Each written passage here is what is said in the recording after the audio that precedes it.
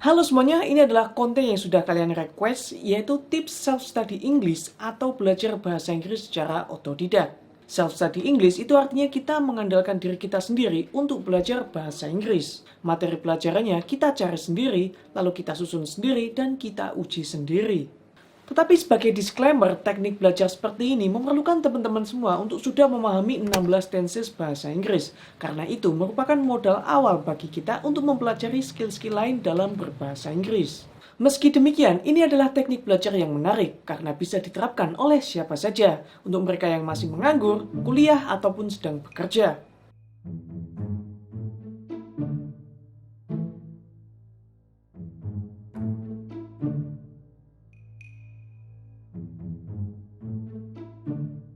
Tips nomor 1 yaitu mengetahui tujuan kita dalam belajar bahasa Inggris. Untuk teman-teman yang ingin bekerja di luar negeri tentunya ingin belajar bahasa Inggris untuk level profesional. Sedangkan bagi mereka yang ingin mengejar beasiswa untuk keluar negeri, itu kita harus belajar bahasa Inggris untuk level akademis. Di level ini kita tidak hanya belajar mengenai percakapan sehari-hari, tetapi lebih spesifik untuk tujuan perkuliahan dan juga jurusan yang ingin teman-teman lamar. Misalkan kalau kita ingin berkuliah di jurusan psikologi, maka kita harus memperbanyak perbendaharaan kata yang berkaitan dengan psikologi. Kenapa? Karena setiap jurusan perkuliahan itu memiliki kosakatanya mereka masing-masing. Kelas yang ada di jurusan psikologi tentunya berbeda dengan kelas yang ada di jurusan software engineering. Begitu juga dengan jurusan hukum ataupun politik. Sehingga kita perlu lebih spesifik lagi kalau ingin mempersiapkan bahasa Inggris kita. Lalu kemudian kita juga perlu fokus mau menggunakan ujian bahasa Inggris yang mana, entah itu TOEFL ataupun IELTS. Keduanya memang digunakan untuk menguji kemampuan bahasa Inggris kita, tetapi banyak perbedaannya, mulai dari pelaksanaan ujian hingga soal-soal yang diberikan. TOEFL itu secara umum adalah American English, sedangkan IELTS itu adalah British English. Jadi kita perlu lebih spesifik lagi dalam belajar bahasa Inggris. Mengetahui tujuan kita terlebih dahulu itu sangat penting karena digunakan untuk merancang strategi dan juga teknik yang akan kita gunakan untuk belajar bahasa Inggris.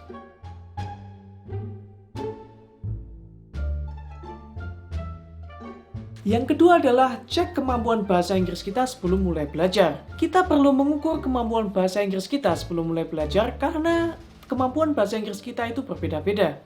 Apalagi kalau kita sudah lama tidak belajar bahasa Inggris. Tentunya pemahaman kita tentang bahasa Inggris juga agak sedikit kabur ya kan. Sehingga kita perlu tahu sampai batas mana kita memahami bahasa Inggris. Dan di sini kita perlu jujur, tidak perlu dibuat-buat untuk mengukur kemampuan awal kita dalam berbahasa Inggris. Karena ini tentunya nanti akan menentukan seberapa lama kita mau belajar bahasa Inggris itu. Cara mengukurnya yaitu dengan ikut uji coba TOEFL ataupun IELTS dari kursus bahasa Inggris yang ada di sekitar kita. Ataupun kita juga bisa datang ke lembaga ujian bahasa Inggris yang ada di kampus-kampus terdekat kita. Ataupun kita juga bisa tes dengan asesmen online ini. EF atau English First punya aplikasi ujian online yang bisa kalian coba untuk mengukur level bahasa Inggris kalian. Lalu di webnya EF ada juga table level bahasa Inggris seperti ini. Lalu setelah tahu level kita di mana, kita bisa memperkirakan berapa lama kita harus belajar bahasa Inggris untuk menaikkan levelnya dengan tabel yang satu ini. Berbekal dengan kedua tabel ini, kita bisa mulai merancang strategi belajar kita untuk berusaha meningkatkan level penguasaan bahasa Inggris kita.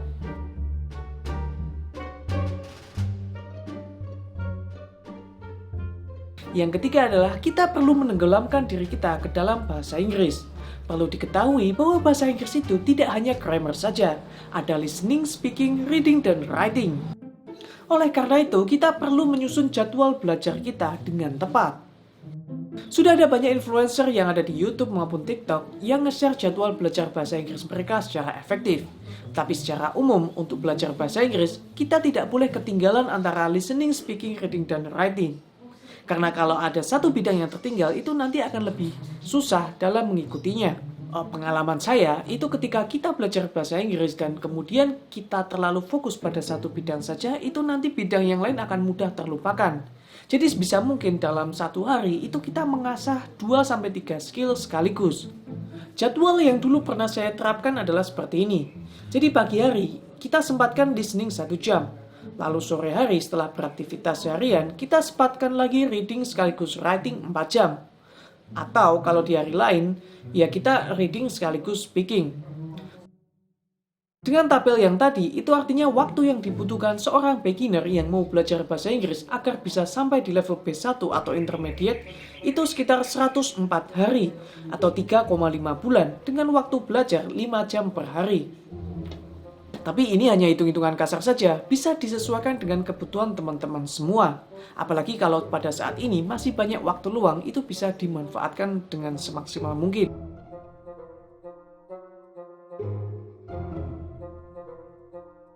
Yang keempat adalah menyusun strategi, teknik, dan juga habit belajar versi kalian sendiri. Enaknya belajar secara otodidak itu kita bisa menentukan jadwal sekaligus kemampuan kita dalam mempelajari bahasa Inggris. Tadi di poin ketiga sudah saya share jadwal mingguan yang bisa kita ikuti setiap harinya. Tetapi di saat kita belajar, kita juga perlu teknik dan juga strategi yang tepat agar waktu kita tidak terbuang sia-sia. Kalau teman-teman masih bingung teknik belajarnya seperti apa, kalian bisa coba cek teknik belajar yang namanya Pomodoro.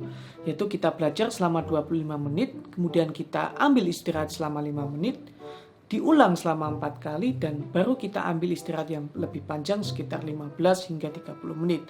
Dengan teknik belajar seperti ini, maka beban kerja dari otak kita itu bisa lebih ringan, karena kita juga mengambil istirahat di setiap 25 menitnya. Lalu selama belajar, teman-teman bisa biasakan untuk mencatat kata-kata yang ditemui tapi tidak diketahui, untuk kemudian dicari maknanya dan contoh kalimatnya. Terus di putaran terakhir dari Pomodoro, biasakan teman-teman semua melakukan uji coba tes TOEFL dengan mengambil soal dari buku resminya TOEFL ataupun IELTS. Lalu ketika mau tidur, biasakan sambil ngeplay listening video yang ada di YouTube dengan volume rendah, agar telinga kita lebih terbiasa dengan bahasa Inggris. Teknik belajar seperti ini saya terapkan selama kurang lebih 6 bulan sebelum tes TOEFL yang asli. Namun sebelumnya saya sempatkan untuk mengambil tes TOEFL yang prediksi agar mengetahui kemampuan belajar saya sampai mana.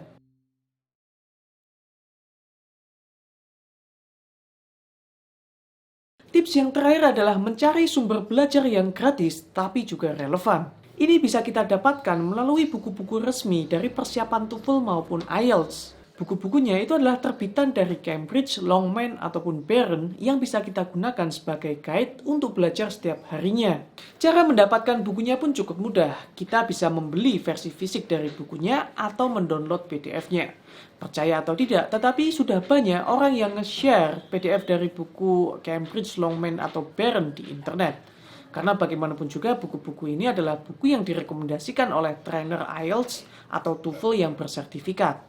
Lalu untuk listeningnya kita bisa download dari YouTube karena sudah ada banyak orang yang mengupload materi dari listening itu untuk digunakan sebagai bahan belajar kita. Mungkin dari teman-teman ada yang bertanya, mau belajar bahasa Inggris kok pakai bahasa Inggris juga? Lalu bagaimana kita pahamnya? Tujuan penggunaan buku bahasa Inggris untuk mempelajari bahasa Inggris itu adalah membiasakan kita untuk berinteraksi dengan bahasa Inggris sesering mungkin. Ditambah kalau kita menggunakan acuan buku-buku dari Cambridge, Longman, ataupun Barron, kita sudah terbiasa membaca soal-soal yang disuguhkan di tes IELTS ataupun TOEFL yang asli. Makanya di awal tadi saya sudah menyampaikan bahwa memahami 16 tenses bahasa Inggris itu adalah modal awal kita untuk mempelajari skill-skill lain dalam bahasa Inggris. Apalagi karena kita mengandalkan diri kita sendiri, maka kita harus lebih disiplin terhadap jadwal dan juga lebih banyak berinteraksi dengan bahasa Inggris.